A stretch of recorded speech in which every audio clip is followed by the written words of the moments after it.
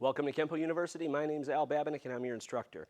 We're going to do obscure claws versions 3 and 4. So version 1 is the book-written claw, and then at the end with the inverted middle knuckle strike to the sternum. That's version 1. Version 2, the one that you probably want to do, is the pin claw, and then you step through, do the whole technique, and then I like to do the thrusting chop to the throat, and that's what I talked about in the last video.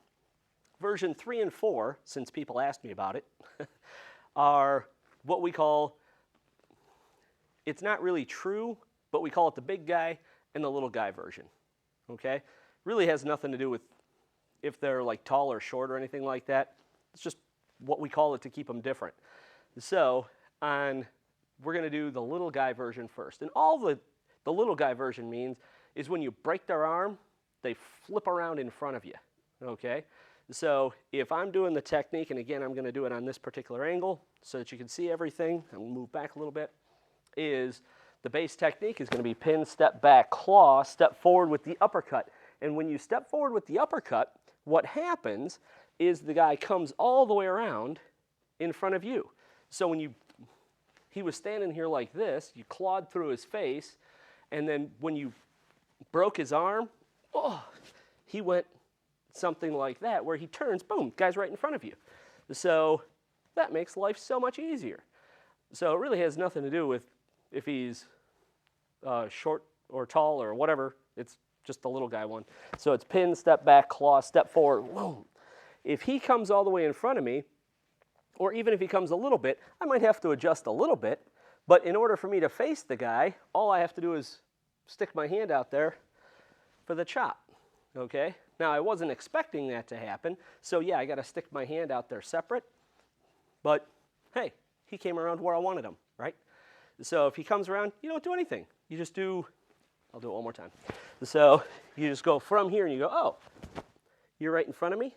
So it's loop, palm to the solar plexus to get him to bend forward.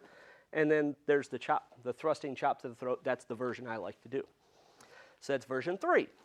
Version 4 is the big guy version. And again, really has nothing to do with whether the guy's tall, short, whatever. It's just some people are very hard to move, okay? I don't know if you ever noticed. They're just like, when they stand there, they're like a wrestler or something. They're just locked into the ground. Very hard to move. We don't care because we have the big guy version. So when we're doing this, we're going to pin, step back with our claw through the face, and then we try to do the step through, and guess what? He's a rock. He doesn't move. So in this case, I'm just going to step back and stick my hand out, do my palm to the solar plexus, chop to the throat, and I'm good to go. Just something to think about. Version 5, as you're going through these, is what if the guy just lets go and backs off? Not really that hard to figure out, but if I was standing here and I pin, I step back, and I hit him so hard in the face that he just goes flying off that way, well, you just go chase him down. A lot of times, just for fun, you could do like the crossover side kick from kicking set. So if you know kicking set, just do the front crossover side kick, do the drag roundhouse to the inner right thigh, and then do the spinning rear kick. Well, the drag roundhouse to the inner right thigh is going to spread him out, extend his base, and hopefully put him in like a horse stance. And then you do the spinning rear kick right out of kicking set and blow the guy away. Just something fun to do. If you know some other extensions where it's like, okay, I can cover some ground and go get him, well, then do those, all right? One of the techniques it groups with is locked wing. So I'm not going to go through the whole grouping. I'll do that as a separate thing. But it's pin, step back, claw, step forward, okay? And then locked wing is pin, step cock, elbow, claw. And instead of stepping forward, I say get down there. So instead of me moving around him, I moved him around me. And one hits down, one makes him go forward. But if you take a look at those, you'll see some same things and some opposite things as you go through. But there you go. So a few more versions of obscure claws because you guys asked.